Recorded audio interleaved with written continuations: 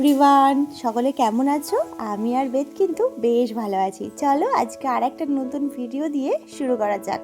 আজ কিন্তু বেদের ঘুম বেশ ভোর ভোর ভেঙে গিয়েছিল, আর তখন থেকেই কান্না করছিল কোলে ওঠার জন্য। সেই কারণে সকালবেলা আমার ঘুমটা একদমই হয়নি, তাই বেলার দিকে একটু শুয়ে পড়েছিলাম, আর উঠতে উঠতে অনেকটাই দেরি হয়ে গিয়েছে। তারপরে দেখো ওকে ফ্রেশ করিয়ে এখন চলে আসলাম রান্নাঘরে। দেখছি মা আজকে কি রান্না করবে।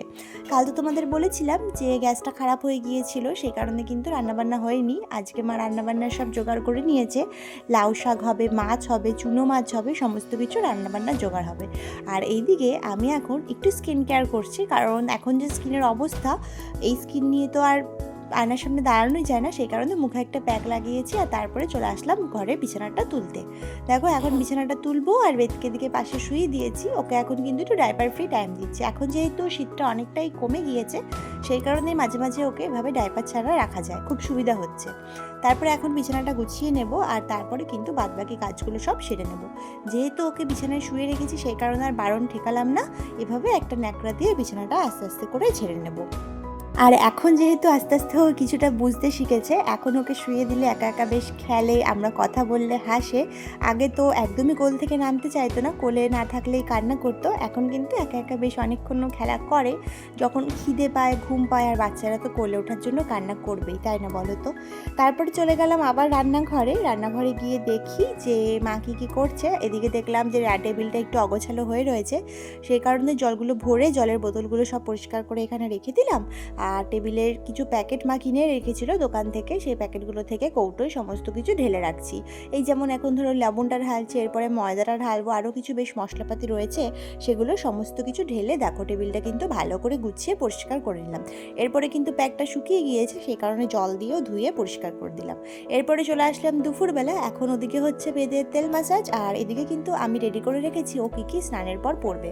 আর এই দেখো একজন দেখাতে বলেছিল এই জিনিসটা, মানে এই ফ্ল্যাশ কার্ডগুলো, সেই কারণে তোমাদেরকে একটু দেখিয়ে দিলাম। এই যে তেল মালিশের সময় ওকে একটু টাইম দেওয়া হয়। তুমি এখন তেল মালিশ করছো নাকি? তুমি এখন সানু করবা? তোমার সানু হবে এখন? হ্যাঁ, তোমার সানু হবে না? তুমি সানু হবে, তেল মালিশ হচ্ছে। আমি রোজ সানু করি, আমাকে দিম্মা রোজ তেল মাখি সানু করে দেয়, তাই না বাবা? বেদের এখন স্নান কমপ্লিট হয়ে গেছে, এবার যাবো আমি স্নান করতে। মা এখন বেদকে রাখবে, আর মার সব রান্না বান্নাও কমপ্লিট হয়ে গেছে। দেখাই চলো রান্না হয়েছে। দেখো মার এখানে সব গ্যাস টাস পরিষ্কার করবে। চলো ভাতটারও হয়ে গেছে, ভাত নিচে আছে। আচ্ছা, এখানে মা ভেজেছে হচ্ছে বড়া। এটা হচ্ছে ওই কালকে সেই মটর ডালের ব্যাটারটা দিয়ে, আর এর মধ্যে রয়েছে সজনে ফুল, তাই তো মা? সজনে ফুল দিয়ে এই বড়াটা মা ভাজে। এটা কিন্তু তোমরা যদি না খেয়ে থাকো, খেতে পারো, ট্রাই করে দেখতে পারো, ভীষণ ভালো লাগে। আর এই দেখো এইখানে করেছে মা কাতলা মাছের ঝোল সিম দিয়ে আর আলু দিয়ে। আর এইখানে হয়েছে পালং শাকের ঘন্ট। এই ও ও আচ্ছা আচ্ছা, ভুল হয়ে গেছে বলতে। এখানে আছে কিন্তু চুনো মাছ, ছোট ছোট মাছ দেখা যাচ্ছে না যদিও ফোনে ক্যামেরায়। এখানে আছে চুনো মাছ দিয়ে লাউ শাক দিয়ে একটা তরকারি। এই ঘন্টটা আজকে খাবো, দেখি মা বানিয়েছে কিরকম লাগে খেতে, তারপরে তোমাদেরকে জানাবো। আর এই দেখো বেদের স্নান কমপ্লিট, মা ওকে লোশন টোশন সব মাখিয়ে দিয়েছে পরিষ্কার। এখন একটু বাইরে উঠেছে, এখন হচ্ছে বাইরে ঘুরু করবে। মা হচ্ছে প্রতিদিন ওকে বাইরে নিয়ে যায়, তো স্নানের কারণে ওর এখন ওটা অভ্যাস হয়ে গিয়েছে, সেই কারণে এখন একটু ঘুরু করবে, বাইরে নিয়ে যাবে মা।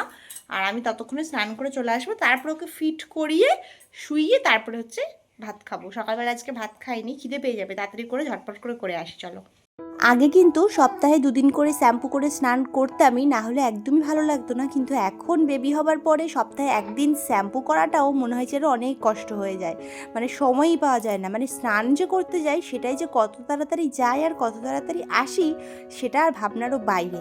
তারপরে দেখো আজকে শ্যাম্পু করে বেশ অনেকক্ষণ স্নান করিয়েছি, মানে যেহেতু মা অনেকক্ষণ ওকে রেখেছে, ও বেশ চুপচাপ ছিল, সেই কারণে একটু শান্তি করে স্নান ধান করে আসলাম।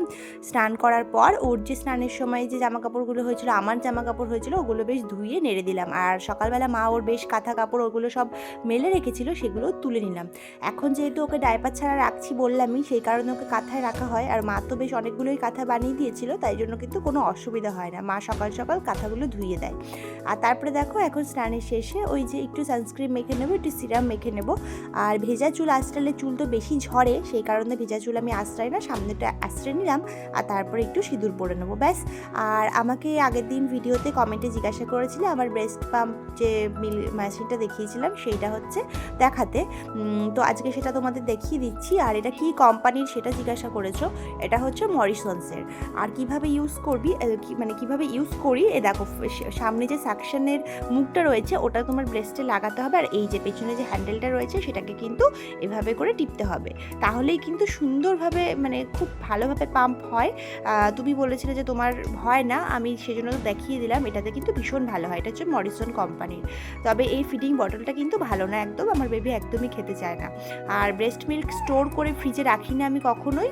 আমি যদি বেবি খায়, ওকে যদি খাওয়াতে পারি খাওয়াই, আর যদি না খায় তাহলে এটা ফেলে দিই। তো চলো আজকে ভিডিওটা এখানেই শেষ করলাম, দেখা হবে তোমাদের সাথে অন্য কোনো ভিডিওতে।